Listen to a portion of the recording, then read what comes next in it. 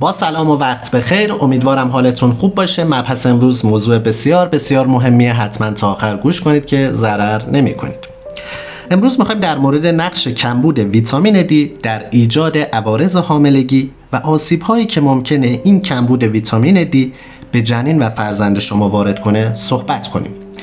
توی این مبحث 3 مطالعه متاآنالیز قوی رو با همدیگه بررسی میکنیم. مطالعه اول به این 2 سوال ما پاسخ میده که چند درصد ایرانی ها دچار کمبود ویتامین دی هستند و کدام شهرها بیشترین کمبود ویتامین دی رو دارند. مطالعه دوممون به این سوال پاسخ میده که چند درصد خانم های باردار ایرانی دچار کمبود ویتامین دی بودند. و مطالعه سوممون به این سوال پاسخ میده که خانم‌های بارداری که دارای میزان ناکافی ویتامین دی هستند ممکنه چه عوارضی برای خودشون و فرزندشون این کمبود ویتامین دی داشته باشه. قبل از اینکه این 3 مطالعه رو بررسی کنیم باید ببینیم که سطح بهینه و رنج نرمال ویتامین دی باید چند باشه. شما پزشکتون براتون درخواست چک ویتامین دی میده، تشریف میبرید آزمایشگاه، نمونه خون از شما گرفته میشه، سطح ویتامین دی سنجیده میشه و توی برگه آزمایشتون جلوی ویتامین دی یک عددی نوشته شده که معمولاً بر حسب نانوگرم در میلی لیتر هست، یعنی در هر میلی لیتر خون شما چند نانوگرم ویتامین دی وجود داشته. اگر عددی که جلوی ویتامین دی شما نوشته شده باشه کمتر از 20 باشه، شما دچار کمبود ویتامین دی هستید، یعنی ویتامین دی دفیشینسی، شما کمبود ویتامین دی دارید. اگر عدد بین 21 تا 29 نانوگرم باشه، شما باز هم میزان ناکافی از ویتامین دی دارید که بهش میگن ویتامین دی اینسوفیشینسی. بنابراین کمتر از 20 باشه شما دچار کمبود ویتامین دی هستید، بین 21 تا 29 باشه شما باز هم میزان ناکافی از ویتامین دی دارید و برای اینکه ویتامین دی بتونه حد اکثر اثرات خودش رو بر روی سلامتی ما اعمال کنه باید سطح اون بیش از 30 نانوگرم باشه. پس رنج نرمالش بالای 30 هست که بین 30 تا 80 یا 30 تا 100 ذکر میشه.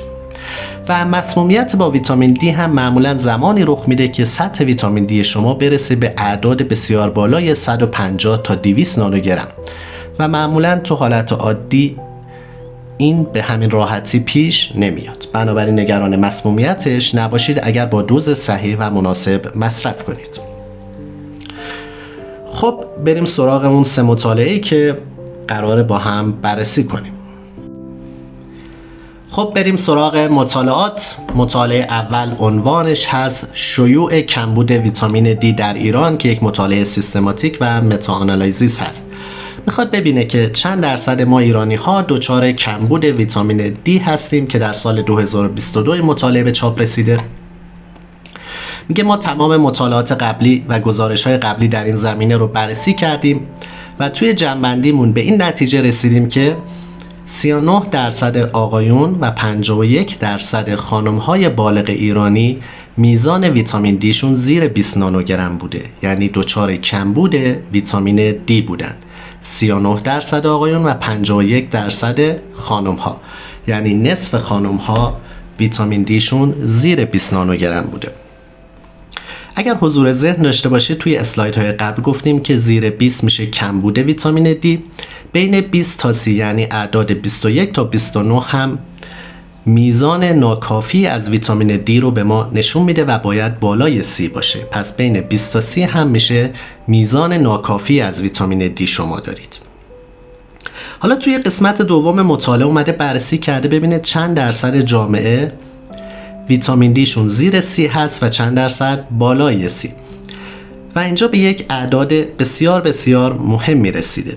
میگه نتایج مطالعات ما نشون داد که توی شهرهای تهران، شیراز، مشهد و زاهدان بیش از 90 درصد افراد ویتامین دیشون زیر 30 بوده، یعنی میزان ناکافی از ویتامین دی رو داشتن.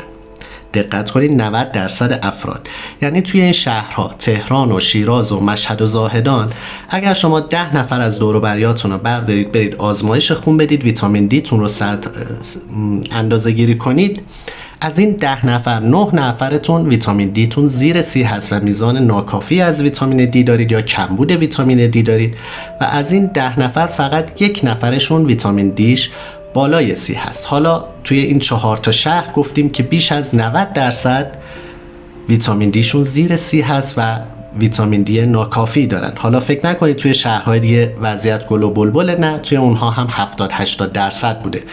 یعنی 70-80% جامعه ویتامین دی شون زیر 30 بوده و میزان ناکافی از ویتامین دی رو داشتند. و نکته دیگه که توی این آمار میتونید متوجه بشید که کمبود ویتامین دی توی خانم ها شایع تره، به طوری که اگر زیر همون 20 نانوگرم رو هم حساب کنیم آقایون 39% بوده و خانم ها 12% بیشتر، یعنی 51%شون دچار کمبود ویتامین دی بودن. بنابراین توی قسمت کانکلوژن یا نتیجه گیری این مطالعه گفته که کمبود ویتامین دی در جمعیت ایرانی شایعه و یه مشکل مهم توی بهداشت عمومیه که باید به طور جدی مورد توجه قرار بگیره. پس از این مطالعه یاد گرفتیم که جمعیت بالایی از ما ایرانی ها دچار کمبود ویتامین دی هستیم.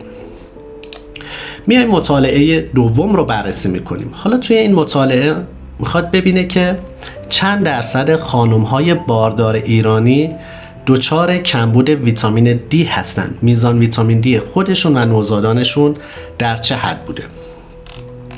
میایم دوباره قسمت ریزالت، نتایج این مطالعه رو بررسی میکنیم. میگه ما 23 تا مطالعه قبلی رو بررسی کردیم و به اطلاعات 6127 خانم باردار ایرانی دست پیدا کردیم و دیدیم که 42% اونها ویتامین دی شون زیر 10 بوده، یعنی کمبود خیلی شدید داشتن. زمانی که مبنا رو میذاشته بر زیر 20 و بالای 20 دیده که 55% خانم های باردار ایرانی ویتامین دی شون زیر 20 بوده. توی مطالعه قبلی هم دیدیم که 51% خانم ها ویتامین دی شون زیر 20 بوده. این مطالعه هم که گفته خانم های باردار هم 55%شون ویتامین دی شون زیر 20 بوده. اما اگر مبنا رو بذاریم بر زیر 30 بودن و بالای 30 بودن، دیده 80% خانم های باردار ایرانی ویتامین دی شون زیر 30 نانوگرم بوده، یعنی میزان ناکافی از ویتامین دی رو داشتن یا دچار کمبود ویتامین دی بودن. پس دقت کنید این عدد هم عدد بسیار بالاییه. اینکه از هر 10 تا زن باردار ایرانی اگر بریم نمونه ویتامین دی بگیریم، از این 10 تا 8 نفرشون ویتامین دی شون زیر 30 هست و ناکافیه و فقط 2 نفرشون ویتامین دی شون بالای 30 هست. بنابراین اینجا هم میبینیم که میزان شیوع کمبود ویتامین دی تو خانم‌های باردار ایرانی هم خیلی بالاست و بالای 80% اونها ویتامین دی شون زیر 30 هست. میگه نتایج مطالعه ما نشون داده که میانگین ویتامین دی توی خانم‌های باردار ایرانی 15.69 نانوگرم بوده و توی نوزادانشون هم که به دنیا آمدن 14.97 نانوگرم بوده. پس ما گفتیم که باید بالای 30 باشه، اما نتایج مطالعه نشون داده که اونها روی 15 هستن، تقریبا نصف بوده میزان ویتامین دی شون. و تو قسمت نتیجه گیری این مطالعه هم گفته که وضعیت ویتامین دی توی زنهای باردار ایرانی و نوزادانشون بحرانیه، بنابراین باید توجه ویژه‌ای به این مسئله بشه.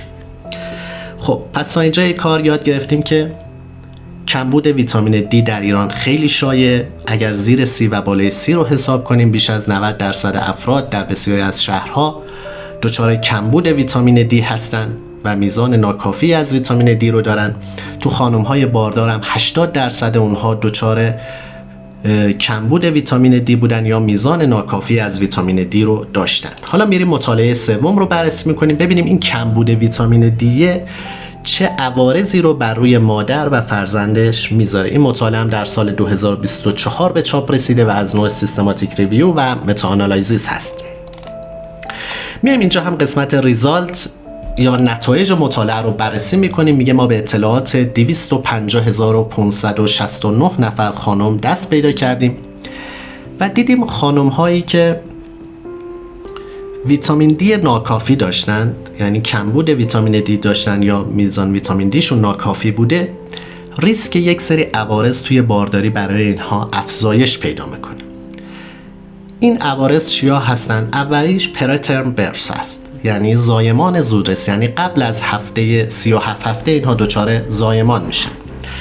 بعدیش small for gestational age low birth weight هست، یعنی فرزندانی که اینها به دنیا میارن از نظر سن بارداری کوچکتر هستن و وزن کمتری دارن. پس بچه ها ریزه میزه ترن و وزن کمتری دارن. میگه کسایی که کمبود ویتامین دی داشتن توی بارداری میزان سقط مکرر توی اینها افزایش پیدا میکنه، عفونت‌های باکتریایی واژن هم افزایش پیدا میکنه و دیابت بارداری هم توی اینها افزایش پیدا میکنه. پس نتایج این جنبندی متاآنالیز هم نشون داده که خانم‌هایی که کمبود ویتامین دی دارن ریسک بیشتری برای یک سری عوارض بارداری دارن. نگاه کنید وقتی که میگیم ریسک بیشتری دارن، این نیست که کسی که ویتامین دیش کمه حتما یکی از اینها رو دچار میشه، اما نسبت به کسایی که کمبود ندارن توی این افراد بیشتر اتفاق میفته. چیا بودن؟ یکیش زایمان زودرس بود، دومیش گفتیم که بچه‌هاشون ریزه میزه ترن و وزنشون کمتره، سقط مکرر توی اینها بیشتر اتفاق میفته، عفونت‌های واژن توی اینها بیشتر اتفاق میفته و دیابت بارداری هم توی اینها بیشتر دیده شده. اما توی قسمت بعدی مطالعه اومده گفته کسایی که ویتامین دی مصرف کردن حالا چه سودی براشون داشته. میگه کسایی که ویتامین دی مصرف کردن، مکمل ویتامین دی رو توی بارداری مصرف کردن، جنین‌هاشون وزنشون افزایش پیدا کرد، وزنگیری بهتری داشتن این گروه.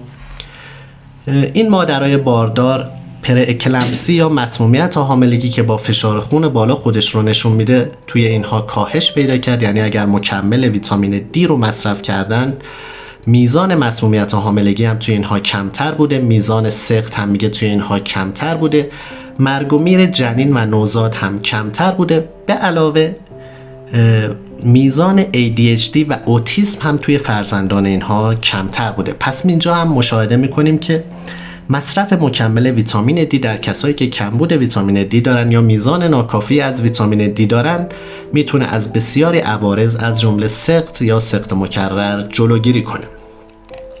اینجا هم تو قسمت نتایجش اومده گفته که با توجه به اینکه کمبود ویتامین دی هم برای مادر هم برای جنین عوارضی رو داره، باید حتما توی بارداری وضعیت ویتامین دی مانیتور بشه، چک بشه و توصیه کرده که خانم‌های باردار ویتامین دی با دوز بیش از 400 واحد در روز مصرف کنن تا از وقوع این عوارض جلوگیری بشه.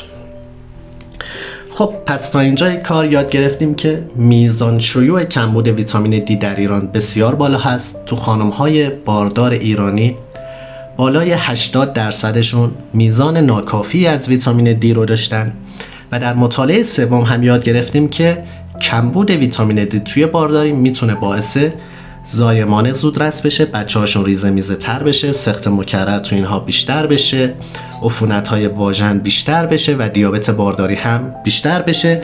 و توی قسمت بعدی هم یاد گرفتیم که اگر مکمل ویتامین دی مصرف کنید میتونیم از بسیاری از این عوارض جلوگیری کنیم.